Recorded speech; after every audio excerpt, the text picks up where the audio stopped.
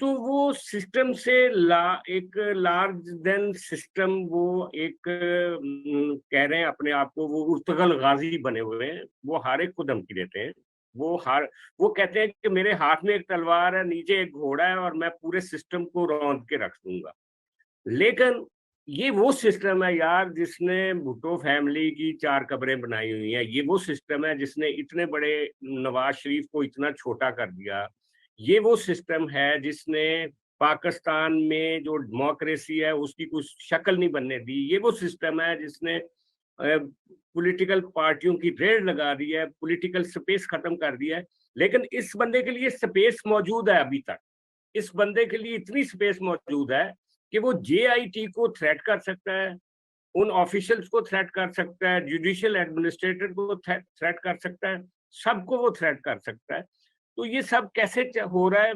मुझे तो अभी तक समझ नहीं आ रही कि क्या इसको डील करने वाले लोग, इसको सॉर्ट कर आउट करने वाले लोग, क्या इसको मिसकैलकुलेट कर रहे हैं?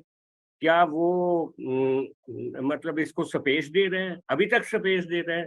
आने वाले वक्त में हम तो यही सुनते आ रहे हैं कि वो अगले इलेक्शन में नजर नहीं आ रहा है, उनकी पार्टी बिल्कुल खत्म हो जाएगी। लेकिन जैसे जैसे इलेक्शन करीब आ रहा है तो बहुत सारी खबरें पिंडी से भी आ रही हैं, इधर उधर से भी आ रही हैं कि उनको स्पेस मिलने का इम्कान है, ये है वो है। तो बहुत मिस्टीरियस सिचुएशन है सर।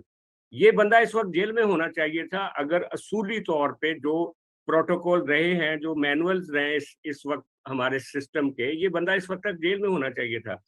लेकिन इंतजार किया जा रहा है मिड सितंबर का, जब बुंदयाल साहब रिटायर हो जाएंगे, जब अलवी साहब नहीं होंगे, तो फिर इन पे हाथ डाला जाएगा। कब हाथ डाला जाएगा मुझे नहीं समझ। मुझे नहीं समझ। वो इस तरह की देखिए, धमकियां शायद मजीद भी देते और रहेंगे। ये कोई जल्दी का काम तो है नहीं। अच्छा, आप ये क्यों नहीं देखते कि जिस आदमी के वारंट की तामील नहीं हो सकती थी, पुलिस अंदर नहीं घुस सकती थी, वो डीआईजी के दफ्तर में 4 घंटे तफ्तीश भुगत के आया है। वो घर से निकला है, पहले पुलिस उसके घर तफ्तीश करने जाती थी ना, तो वो 4 घंटे बाहर बिठाए रखता था और फिर उसके वकील जो कहते थे साहब आज मसरूफ हैं, आज आप नहीं मिल सकते। शिबली फराज लिख के भेज देता था नॉट अवेलेबल टुडे वारंट के ऊपर, ठीक है ना? वो तो बाबर अवान लिख देता था नॉट अवेलेबल टुडे। तो वो वापस आ जाती थी, नैब की टीम भी, पुलिस के तामील वारंट भी वापस आ जाते थे।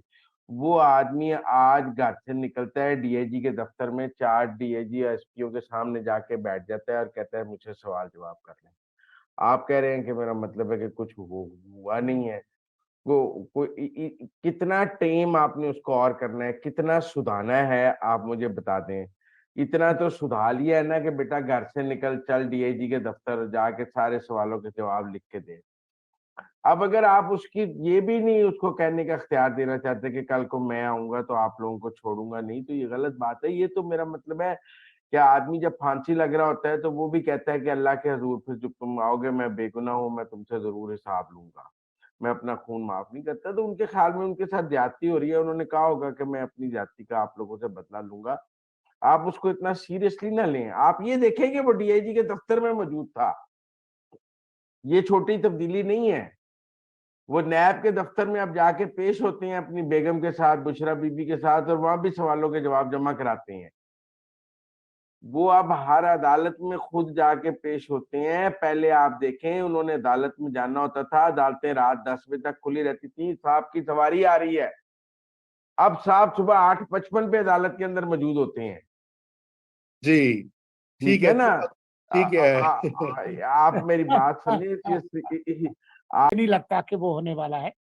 परवेज खट्टक अभी ये तासुर दे रहे हैं कि वो अपना ग्रुप बना रहे हैं या अपनी जमात बना रहे हैं, लेकिन वो ये क्यों कर रहे हैं?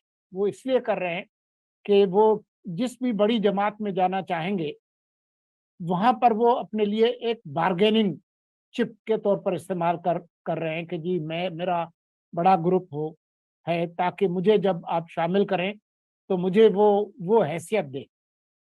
मसला ये है कि उनके जो भाई हैं वो जेयूआई में चले गए हैं और उनके ताल्लुकात इतने खराब हैं कि बिल्कुल बोलचाल भी नहीं है। राइट। इसलिए इसका इम्कान सिफर है कि वो जेयूआई में जाए। नून लीग के अंदर जो मकामी लीडरशिप है, वो परवेज खटक के सख्त खिलाफ है। नून हम्म, लीग हम्म, कतई नहीं चाहेगी कि परवेज खटक तो आए क्या आए, लेकिन जो जो उनकी जमात है उनके दरमियान उनके अंदर जो है वो कोई बगावत हो जाए, तो वो बिल्कुल भी नहीं चाहेंगे। एक ही जमात है जहां वो जा सकते हैं, उसका नाम पीपुल्स पार्टी है। और जरदारी साहब की क़यादत में लकड़ हज़म पत्थर हज़म कोई भी आ सकता है, कोई कोई मसला नहीं है। दरवाजे खुले हैं, खिड़कियां भी खुली हैं। तो मैं समझता हूँ कि अगर वो किसी जमात में शामिल होंगे तो उसका नाम पीपुल्स पार्टी है। वजह है कि परवेज खटक को मुस्लिम लीग नून में क्या मिल सकता है, और उससे बेहतर है वो अपना एक आज़ाद ग्रुप बनाएं या कोई अपना आज़ाद हैसियत में इलेक्शन लड़े। उनकी बेस्ट चॉइस JUIF होगी। और जो मैं समझता हूँ सिर्फ उसमें एक प्रॉब्लम है कि उनके एक भाई जिनसे उनका सियासी तनाज़ा है, वो पहले JUIF ज्वाइन कर चुके हैं, जिसकी वजह से रुकावट है। देखिए, मुस्लिम लीग नून में वो क्या अमीर मकाम के मतहत आ जाएंगे? मुश्किल है। उनका KP की सदर क्या मुस्लिम लीग नून अमीर मकाम को हटा के परवेज खटक को KP का सदर कर देगी इलेक्शन के बिल्कुल नजदीक? ये भी मुमकिन नहीं है। तो इसलिए मेरे ख्याल में उनके लिए, और मुस्लिम लीग नून का जिस बेल्ट में परवेज खटक साहब हैं, जहां से परवेज खटक साहब इलेक्शन लड़ते हैं, उस बेल्ट में ठीक है कि उनके नीचे एक सीट मुस्लिम लीग नून ने जीती थी ज़िमनी इंतखाबात में, जब परवेज खटक साहब के भाई ने उन उस नून लीग के कैंडिडेट को सपोर्ट किया था, लेकिन वो भाई अब JUIF में जा चुका है। उस भाई ने भी मुस्लिम लीग नून को ऑप्ट नहीं किया था। मैंने आज ये खबर आने के बाद काफ़ी क्वार्टर से चेक किया, उनकी और मुस्लिम लीग नून के दरमियान अभी कोई राब्ता भी नहीं हुआ इब्तिदाई सतह का।